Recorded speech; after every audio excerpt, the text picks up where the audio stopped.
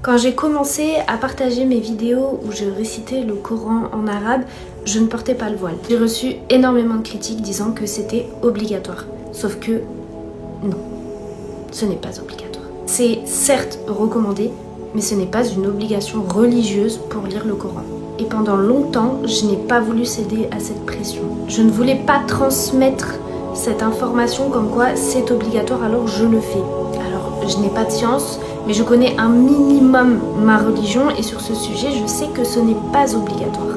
Concernant le Coran, je sais ce qui est obligatoire et ce qui ne l'est pas. Et surtout, je veux que mes choix restent mes choix et pas faire les choses parce que les gens m'ont dit de le faire, alors que c'est faux. Il fallait aussi que mon intention reste pure. Avec le temps, j'ai quand même décidé de porter le voile lorsque je lis le Coran. Pas pour répondre à la critique, pas pour donner raison à qui que ce soit, tout simplement parce qu'en le faisant, j'ai ressenti quelque chose de bien plus profond. Une forme de pudeur, de douceur, un apaisement spirituel et une connexion bien plus sincère avec Allah. Ce n'est pas une règle, ce n'est pas une obligation, mais c'est devenu un sentiment, mon ressenti spirituel face à Allah et ma façon de vivre plus intensément la lecture du Coran. Je pense qu'on a toutes le droit d'avancer à notre rythme, de faire notre propre cheminement spirituel, d'y aller pas à pas, sans jugement, sans pression des autres